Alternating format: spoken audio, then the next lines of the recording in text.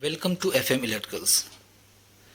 ये हमारा कारनामा एग्ज़ाम प्रिपरेशन के लिए पार्ट 3 वीडियो है। इससे पहले मैंने 2 वीडियो बना रखी है, तो आप ज़रूर देखें उन 2 वीडियोस को, आपके लिए बहुत काफ़ी हेल्पफुल रहेंगी। और ये हमारा पार्ट 3 वीडियो है, तो इसमें मैंने कुछ इम्पोर्टेंट क्वेश्चन एंड टॉपिक्स को कवर किया है, तो ये आपके एग्ज़ाम के लिए भी बहुत फ़ायदेमंद होगा। तो चलिए स्टार्ट करते हैं। तो आज हम लोग जानेंगे एलबी पैनल आईपी रेटिंग और फॉन्ट लेवल क्या होता है। इस तरह की क्वेश्चन पूछी जाती है। तो किसी भी पैनल जैसे डीबी हो गया या फिर कोई भी इलेक्ट्रिकल पैनल है, तो उसकी इनक्लोजर की एक रेटिंग होती है।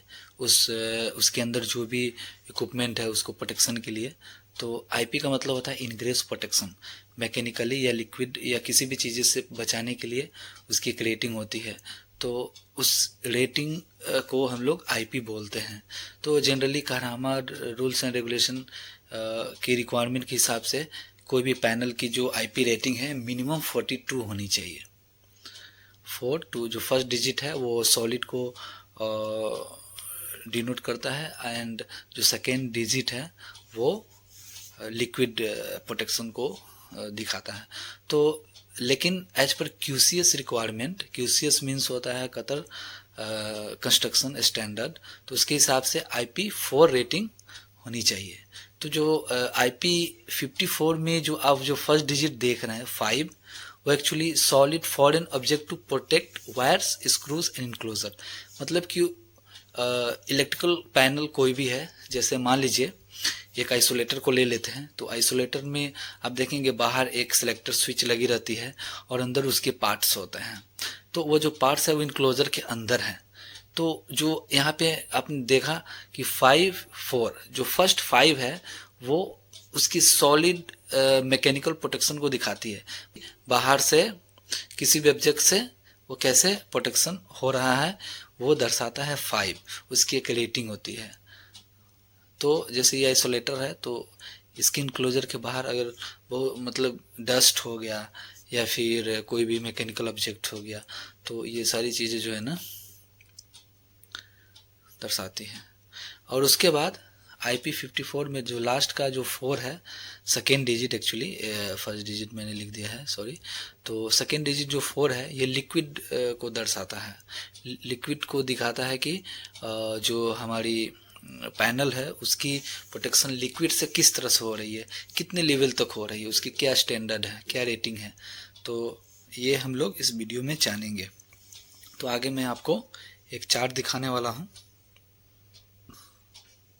तो ये हमारा एक चार्ट है जिसमें जो लेफ्ट साइड की जो दिखा रही है वो फर्स्ट डिजिट को दिखाता है। उसमें लेवल्स है 0, 1, 2, 3, 4, 5, 6।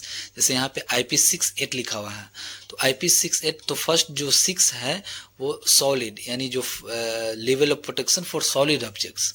तो जैसे कि IP68 है तो 6 आप नीचे देखेंगे 6, तो 6 अब देखिए ये जो रेक्टेंगल टाइप का जो शेप है वो आप इनक्लोजर मान लें उसको। तो उससे उसके बाहर जो आप देख सकते हैं छोटे छोटे जो पार्टिकल्स जो दिख रहे हैं, डस्ट टाइट, मतलब कि बाहर इतने सारे डस्ट हैं लेकिन अंदर एक भी डस्ट नहीं जा रहा है। तो ये जो प्रोटेक्शन हाई लेवल की प्रोटेक्शन होती है डस्ट टाइट की, तो इसके लिए हम लोग 6 नंबर से डिनोट करते हैं। इसके ऊपर आप 5 देख लें। 5 में आप देख सकते हैं प्रोटेक्टेड अगेंस्ट डस्ट, डस्ट से प्रोटेक्टेड है लेकिन तभी भी कुछ डस्ट जो है उसके अंदर जा सकती है। लेकिन अगर IP6 है तो उससे काफ़ी अच्छे लेवल पे उसकी प्रोटेक्शन हो जाती है। और 6 वाले जो रेटिंग है वो जनरली हम लोग वेदर प्रूफ के लिए यूज करते हैं, क्योंकि वेदर प्रूफ में क्या होता है कि बहुत सारे डस्ट और रस्ट, ये बहुत सारी चीज़ें होती है जिससे मैकेनिकली सेफ्टी प्रोवाइड हो जाती है। तो ये हमारा IP6 हो गया। उसके बाद राइट साइड में आप देखेंगे तो 6 के बाद 8 है। तो 8 जो है ये वाटर लेवल और जो वाटर की तरफ से जो प्रोटेक्शन है उसके लिए दिखाया गया है। तो आप देखें इसमें भी कुछ लेवल्स हैं 0, 1, 2, 3, 4, 5, 6, 7, 8। तो इसमें आप देख सकते हैं जो 0 है उसमें क्लियर दिख रहा है कि अगर आप पानी में इसको डालते हैं तो बिल्कुल वो पानी उसके अंदर चला जाएगा, तो ये नॉट प्रोटेक्टेड। 1 का मतलब हुआ कि कोई भी इनक्लोजर पैनल है, अगर उसके ऊपर पानी आप डालते हैं तो वो साइड से होके चली जा रही है, तो वो 1। लेकिन अगर आप उसको पानी में डुबाएंगे तो फिर वो खराब हो जाएगा। उसके बाद नंबर 2 पे है कि इसको 15 डिग्री एंगल से पानी उस पे डाला जा रहा है, तो उससे वो प्रोटेक्शन हो सकती है। लेकिन अगर वही बात हो गई, अगर उस पर प्रेशर के साथ अगर हम पानी डालेंगे तो हो सकता है कि वो इनक्लोजर के अंदर चला जाए, तो उसके लिए 3 नंबर रेटिंग दिखाया गया है कि अगर आप वाटर स्प्रे भी करते हैं तो वो स्लिप होके वो चला जाएगा लेकिन एंट्री नहीं करेगा। उसमें भी 3 लेवल दिए हुए हैं, जिसमें स्प्लैशिंग वाटर के लिए है 4 नंबर, 5 में है जेटिंग वाटर, मतलब कुछ ज़्यादा प्रेशर से अगर आप पानी उस सरफेस पे जो मेटल या फिर जो इनक्लोजर है उसके सरफेस से जा रही है तो उससे वो प्रोटेक्शन देगी। 6 में भी है हाई पावरफुल जेटिंग वाटर, मतलब बहुत अच्छे प्रेशर के साथ अगर आप उस पैनल पे पानी का फोर्स अगर जाता है तो उससे ये प्रोटेक्शन देगी। उसके बाद 7 में देखेंगे तो protected against temporary immersion in water, मतलब टेम्पोररी कुछ टाइम के लिए अगर पानी में भी अगर वो चला जाता है, पैनल डूब भी जाता है तो ज़्यादा कुछ फर्क नहीं पड़ेगा। लेकिन 8 नंबर जो है protected against continuous immersion in water, तो जनरली बाहर जैसे वेदर प्रूफ जो लाइट्स होती है, पोल लाइट्स वगैरह जो डायरेक्ट हमारे वेदर के कांटेक्ट में आती है, तो उसके लिए 7 और 8 दोनों में से किसी को देना चाहिए। तो 8 सबसे बेस्ट है। जैसे स्विमिंग पूल के अंदर जो बल्ब लगे हुए होते हैं तो एक्चुअली वो अंदर भींगे रहते हैं, डूबे रहते हैं, तो उससे 8 नंबर की उसमें रेटिंग होना चाहिए। तो IP68 जैसे कि ऊपर एग्जांपल के तौर पे लिखा हुआ है IP68, तो 6 का मतलब हुआ प्योरली डस्ट टाइट प्रूफ और 8 मीन्स प्योरली वाटर प्रूफ, तो ये सबसे बेस्ट रेटिंग है। नेक्स्ट हमारा क्वेश्चन है लाइट सर्किट लोड्स। तो ये देखेंगे कि जैसे मान लीजिए हमारा जो लोड है वो ब्रेकर भी उसके हिसाब से हम लोग डिसाइड करते हैं। तो अगर 5 एम्पियर की जो ब्रेकर है तो उसके लिए 600 वाट्स का लोड हम ऐड कर सकते हैं। अगर 10 एम्पियर का ब्रेकर है तो उस पर कम से कम 1200 वाट तक का हम लोग लोड ऐड कर सकते हैं। अगर 15 एम्पियर की ब्रेकर है तो उस पर 1800 वाट्स ऐड कर सकते हैं। तो इस तरह से आप लोड कैलकुलेट कर सकते हैं। लोड कैलकुलेट करके और आप उसकी ब्रेकर डिसाइड कर सकते हैं। लेकिन जब केबल साइज़ की बात आती है तो जैसे कि इंडिया या दूसरी जगहों पे 1.5 mm स्क्वायर केबल यूज करते हैं, लेकिन कतर में एक स्टैंडर्ड है, लाइट कोई भी लाइट सर्किट हो उसके लिए 3 कोर 2.5 केबल यूज करते हैं। ब्रेकर के बारे में थोड़ा जान लें तो एक्चुअली बहुत टाइप के ब्रेकर मार्केट में अवेलेबल है, लेकिन थोड़ा कंफ्यूज होता है कि कौन सा ब्रेकर किस काम के लिए है। तो जैसे कि मैंने यहाँ पे लिखा दिखाया RCD रेसिडुअल सर्किट डिवाइस, ये जो RCD ब्रेकर है ये सिर्फ लीकेज प्रोटेक्शन पे ही काम करती है। जब लीकेज हो तो ही ये क्या होगा, ये ट्रिप करेगा, नहीं तो अगर ओवरलोड है या फिर शॉर्ट सर्किट है तो ये ब्रेकर कभी ट्रिप नहीं करेगा। और इस ब्रेकर में वायर जो लगती है फेज और न्यूट्रल दोनों लगेगी। उसके बाद सेकेंड है RCB residual current circuit breaker, इसमें भी वही है ओनली लीकेज सर्किट ब्रेकर, और इसमें भी 2 वायर कनेक्ट होती है, फेज और न्यूट्रल दोनों कनेक्ट होने पे ही ये वर्क करेगी। लेकिन सबसे जो बेस्ट आज मार्केट में आ रही है वो आती है RCCBO residual circuit breaker with overload. तो इसमें आपको 3 चीज़ें मिल जाएंगी। फर्स्ट, लीकेज भी मिल जाएगी, शॉर्ट सर्किट भी मिल जाएगी, ओवरलोड प्रोटेक्शन भी मिल जाएगी, और ये सबसे बेस्ट ब्रेकर माना जाता है। तो आजकल हम लोग जो सॉकेट्स में जो ब्रेकर देते हैं तो ELCB के जगह पे हम लोग RCCBO देते हैं, लेकिन इसकी जो केबल्स है फेज और न्यूट्रल में सिर्फ कनेक्ट करना रहता है और किसी में भी नहीं कनेक्ट करना रहता। तो सबसे best, one of the best माना जाता है। चलिए आगे देखते हैं और क्या क्या है। MCB का मतलब होता है मिनिएचर सर्किट ब्रेकर। इसमें क्या क्या चीज़ की प्रोटेक्शन होती है, शॉर्ट सर्किट की होती है, ओवरलोड प्रोटेक्शन की होती है। इसमें दूसरी जो एक अर्थ लीकेज है वो नहीं है, ये सिर्फ फेज में कनेक्ट होता है। एमसीसीबी सेम चीज़ है, शॉर्ट सर्किट ओवरलोड प्रोटेक्शन, लेकिन इसमें अर्थ लीकेज का प्रोटेक्शन नहीं है। उसके बाद एक आता है ELCB, means earth leakage circuit breaker. तो इसमें आपको लीकेज का मिलेगा, ओवरलोड प्रोटेक्शन, लेकिन ईएलसीबी में कभी भी शॉर्ट सर्किट होने पे ये ट्रिप नहीं करेगा। तो आपको एक चीज़ ध्यान में रखना है कि जब भी आप ईएलसी ब्रेकर यूज कर रहे हैं तो उसके जगह पे आप आरसीसीबी यूज़ करें, और ये सबसे बेस्ट है। क्योंकि ईएलसीबी ब्रेकर में आप जब तक अर्थ नहीं रहेगा तब तक आप इसको यूज नहीं कर सकते, वो ट्रिप ही नहीं करेगा, अर्थ चाहिए। इसमें 3 केबल कनेक्ट रहती है, फेज में भी, न्यूट्रल में भी, अर्थ में भी, तभी ईएलसीबी काम करता है। लेकिन आरसीसीबी है उसके लिए फेज न्यूट्रल ही चाहिए, वो तीनों प्रोटेक्शन देता है। उसके बाद जो हमारा नेक्स्ट है वो है वोल्टेज ड्रॉप। तो आज इस वीडियो में जानेंगे कि वोल्टेज कैसे कैलकुलेट करते हैं वोल्टेज ड्रॉप। तो मैंने फार्मूला यहाँ पे लिखा हुआ है, वीडी वोल्ट इक्वल टू होता है micro volt, sorry micro volt नहीं, मिली वोल्ट पर एम्पियर पर metre multiply by design current multiply by cable length in metre by 100। तो इसमें जो MVAM जो लिखा हुआ है वो कारामा टेबल 11 में आपको मिल जाएगी, कारामा की जो बुक है। और केबल साइज़ है वो आप उसके लिए भी कारामा टेबल नंबर 10 है, उसमें आपको मिल जाएगी। तो जो उसमें जो केबल के साइज़ के साथ साथ जो रेटिंग लिखी हुई है वो 19 मीटर के लिए ही अप्लीकेबल है। उससे ज़्यादा लेंथ होने पे आपको वोल्टेज ड्रॉप जरूर कैलकुलेट करना चाहिए। तो डिज़ाइन करेंट लोड हो गया, केबल साइज़ कहरामा टेबल नंबर 10, और MVAM ये आपको कहरामा टेबल 11 से मिलेगा।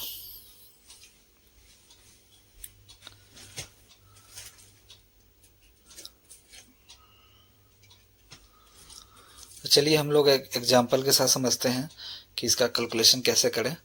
तो जैसे कि हमने लोड लिया है 200 एम्पियर, 200 एम्पियर के लिए आप कहरामा बुक में उसका लोड देख लें कि इस एम्पियर के रेंज में, इस लोड की रेंज में कौन सी केबल साइज़ आती है।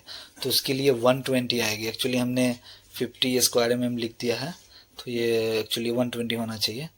तो आप देख सकते हैं, और इसमें आपको MV पर एम्पियर पर मीटर का जो वैल्यू है आपको टेबल नंबर 11 में मिलेगा, जहाँ पे आप देख सकते हैं 4 कोर 120 आर्मर केबल के सामने कितना है।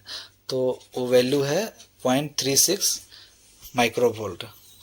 तो अब इसको हम फार्मूला में डालेंगे, तो जो 0.36 MV है वो आपने डाल दिया। उसके बाद डिज़ाइन करंट कितना है, 200 है, तो मल्टीप्लाई बाई 200। उसके बाद केबल लेंथ कितना है, तो अगर मान लीजिए 100 मीटर है तो आपने फिर से उसको 100 से मल्टीप्लाई कर देना है, डिवाइडेड बाई 1000। तो उसके बाद इसको कैलकुलेशन करने के बाद 7.2 वोल्ट आती है। लेकिन ये सिर्फ वोल्टेज ड्रॉप वोल्ट आई, लेकिन मुझे परसेंटेज चाहिए कि, तो वोल्टेज ड्रॉप परसेंटेज निकालने के लिए सबसे पहले आपको जो वैल्यू आई है, जैसे VD volt into 100 by main supply voltage, अगर 3 फेज की है तो 415, जो अपने वैल्यू यहाँ पे दिखा था VD वोल्ट 7.2, उसको मल्टीप्लाई करना है 100 से, उसके बाद डिवाइड करना है 3 फेज वोल्टेज से। अगर सिंगल फेज के आप कैलकुलेट कर रहे हैं तो 240 या 230 आप डाल सकते हैं।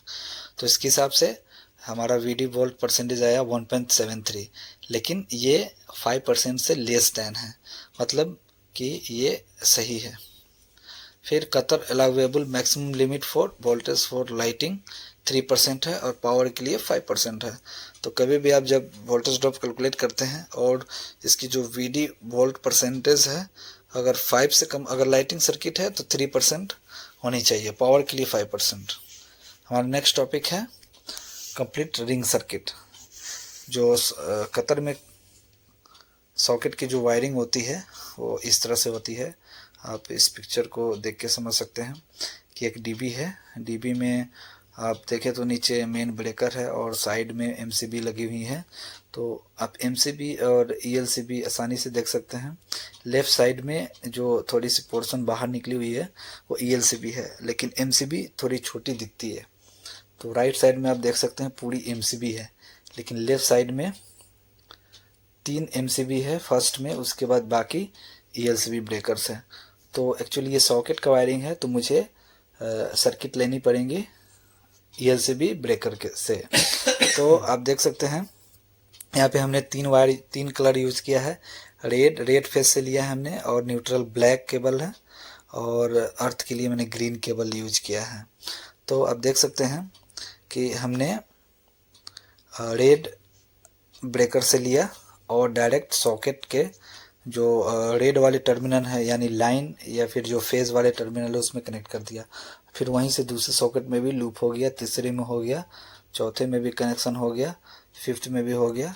और एज पर खरामा रेगुलेशन एक सर्किट में 5 डबल सॉकेट या फिर 10 सिंगल सॉकेट ही ऐड कर सकते हैं। अगर 11 सॉकेट हो गया तो फिर आपको सर्किट लेनी पड़ेंगे। तो हमने फेज के लिए रेड कनेक्ट कर दिया, उसके बाद न्यूट्रल भी है वो हमने फिर सॉकेट में भी पूरे में लूप कर दिए, उसके बाद अर्थ भी उसी तरह लूप हो गया। उसके बाद फिर जब लास्ट सॉकेट से फिर वापस ये डीबी में जाएंगे, मतलब 2 फेज के जाएंगे, 2 न्यूट्रल हो जाएंगे, फिर 2 अर्थ के हो जाएंगे, मतलब टोटल 6। इसीलिए इसको रिंग सर्किट बोला जाता है। और इसमें आप देखेंगे ब्रेकर से अर्थ के लिए एक वाइट केबल भी जा रही है। तो ईएलसीबी ब्रेकर में एक वाइट कलर की पतली सी वायर होती है जो अर्थ के साथ कनेक्शन होती है उसकी, तभी वो ट्रिप करेगा। लेकिन अगर वही आरसीसीबी रहता, आरसीसीबीओ, तो उसमें आपको फेज और न्यूट्रल में ही कनेक्ट करना रहता, अर्थ की ज़रूरत नहीं पड़ती। हाँ, तो इस तरह से अगर एग्ज़ाम में पूछा जाए कि रिंग सर्किट को कंप्लीट करें कैसे बनाएं, तो आप इस तरह से सॉकेट का सिंबल दे के इस तरह से आप बना के कनेक्शन करके दिखा सकते हैं। उसके बाद देखते हैं कि लाइट की जो सर्किट है वो किस तरह से इसका वायरिंग करते हैं। तो हमने राइट साइड में जो एमसीबी है उससे कनेक्शन किया है। तो जो फेज और जो अर्थ होती है वो डायरेक्ट स्विच में आती है, स्विच से होते हुए फिर वो लाइट्स में जाती हैं, और जो न्यूट्रल है वो डायरेक्ट जो एमसीबी या ईएलसीबी जिससे भी आप कनेक्ट कर रहे हैं, तो जो न्यूट्रल टर्मिनल है उससे होते हुए वो डायरेक्ट लाइट में चली जाएंगी, वो स्विच में नहीं आएंगी न्यूट्रल। तो इस तरह से हम लोग लाइट की वायरिंग करते हैं। अगर मान लीजिए कि एक और स्विच है और एक और लाइट है, तो उसको किस तरह से इसी सर्किट में कनेक्शन करेंगे, वो इस स्विच से ले लेंगे डायरेक्ट, मतलब कि इस स्विच में जो इनपुट आ रही है उस फेज से इस वाले फेज में ले लेंगे, इस वाले स्विच में ले लेंगे। और जैसे मान लीजिए हमारा लाइट है, तो यहाँ से फेज और जो अर्थ है वो दोनों लाइट में कनेक्शन हो जाएगा इसका। और जो हमारी न्यूट्रल है वो आपको जो दूसरी लाइट है उधर से डायरेक्ट आप ले लें। तो इस तरह से लाइट की वायरिंग होती है। तो आप अच्छे से आप डायग्राम बना के आप दिखा सकते हैं कि लाइट की सर्किट का वायरिंग कैसे किया जाता है। तो हम नेक्स्ट देखते हैं ये बस डक्ट होता क्या है। तो जहाँ पे केबल्स की जो लिमिट ख़त्म हो जाती है, जहाँ कहीं पे लार्ज करंट पास करना रहता है, तो उसके लिए हम लोग केबल यूज ना करके बस डक्ट यूज करते हैं। तो बस डक्ट होता क्या है, ये metal sheet conductor made of copper और एल्युमिनियम कंडक्टर। लेकिन कतर में हम लोग कॉपर बस बार यूज करते हैं, एल्युमिनियम अलाउड नहीं है।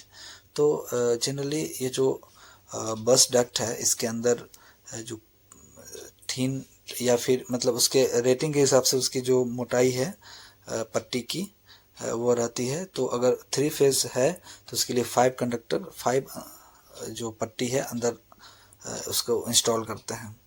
तो बस डक्ट जैसे आपने कहीं देखा होगा इलेक्ट्रिकल रूम में, या फिर इलेक्ट्रिकल रूम से बाकी जैसे जहाँ पे 6 फ्लोर से ऊपर जो फ्लोर है, तो उसके लिए हम लोग केबल नहीं लेके जा सकते हैं।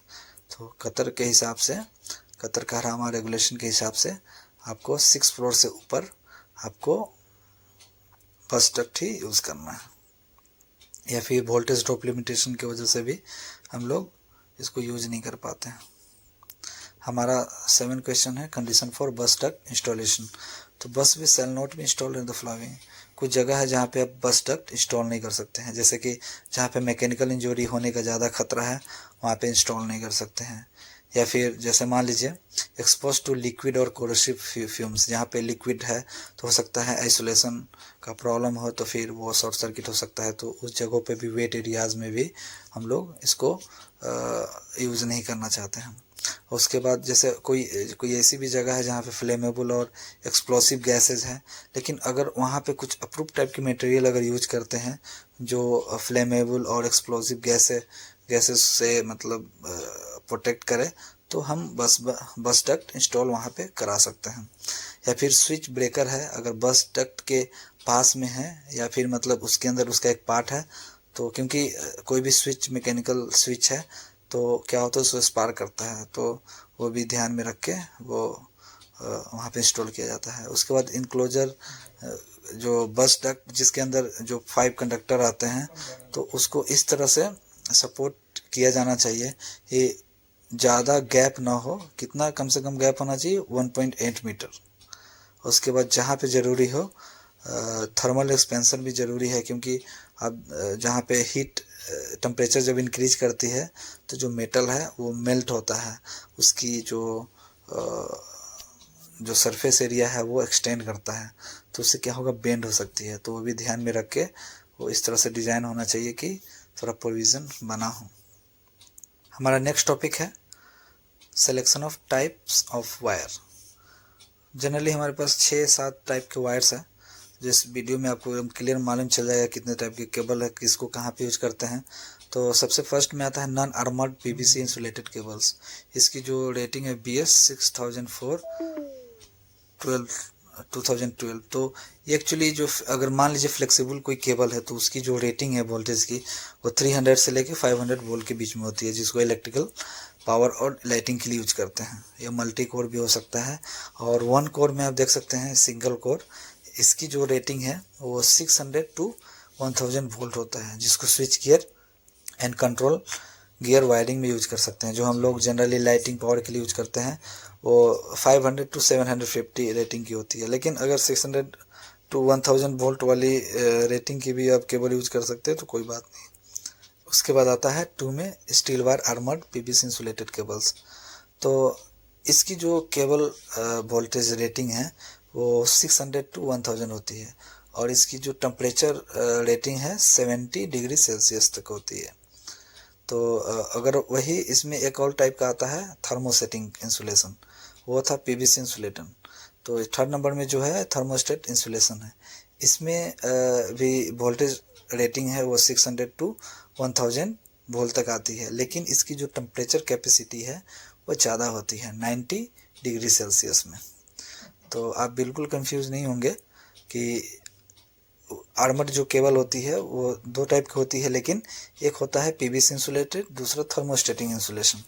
वो उसकी टेम्परेचर के हिसाब से, वो जैसे कुछ ऐसे फैक्ट्री जहाँ पे टेम्परेचर हाई रहता है तो थर्मोसेटिंग इंसुलेशन हमें चूज करना चाहिए, जिसकी टेम्परेचर 90 डिग्री सेल्सियस तक की है। इसमें एक और चीज़ है कि आप देख सकते हैं जो फर्स्ट वाला है वो कंडक्टर है, उसके बाद XLP इंसुलेशन किया हुआ है, उसके बाद रैपिंग टेप है, उसके बाद फिर पीवीसी इंसुलेशन है, उसके बाद फिर स्टील वायर आर्मर्ड जिसको बोलते हैं, उसके बाद फिर ऊपर जो है सीट है। तो इस तरह से आप इजीली समझ सकते हैं कि ये जो लेयर्स दी हुई हैं ये क्या क्या चीज़ होती है। तो XLP का मतलब होता है जो हमारा जो कोर है उसके ऊपर जो इंसुलेशन चढ़ी होती है उसको XLP बोलते हैं, जो एल्युमिनियम का जो रहता है वो। अभी नेक्स्ट चलते हैं, 4 में है मिनरल इंसुलेटेड केबल्स। तो इस टाइप की जो केबल्स होती है वो 750 वोल्ट के नीचे अप्लीकेबल है, मतलब इसकी जो रेटिंग है 750 वोल्ट की है। इसमें भी 2-3 कैटेगरी होती है, जैसे विथ और विदाउट पीवीसी सीट। किसी में पीवीसी सीट नहीं होती है, किसी में होती है। तो ये जो मैंने आपको फोटो दिखा रखा है ये आप देख सकते हैं कि इसमें सीट नहीं है, विदाउट सीट है। तो इसकी जो टेम्परेचर जो कैपेबिलिटी है वो 75 डिग्री सेल्सियस की है। अगर इसमें कुछ ऐसे भी होते हैं जो वो 105 डिग्री सेल्सियस तक की कैपेसिटी रख सकते हैं। 3rd में भी है without PVC sheet not expose to touch with termination, ये है 145 डिग्री सेल्सियस। तो आप किस इन्वायरमेंट में इंस्टॉल करना चाह रहे हैं, कि आपकी एप्लीकेशन क्या है, उसके हिसाब से आप इसकी रेटिंग सेलेक्ट करके फिर आप परचेज करके लगा सकते हैं। हमारा नेक्स्ट है ब्यूटाइल और इपॉक्सी रबर। इसकी जो टेम्परेचर कैपेसिटी है वो है 80 डिग्री सेल्सियस। ये ब्लैक कलर या दूसरे कलर में भी आती है, लेकिन ये ब्यूटाइल और रबर की इंसुलेशन की हुई रहती है। ये जनरली हम लोग गार्डन में यूज करते हैं, या फिर जिधर टेम्पररी आप यूज कर सकते हैं सॉइल के नीचे, तो उसमें आप यूज कर सकते हैं रबर केबल। ये भी फ्लेक्सिबल केबल होती है।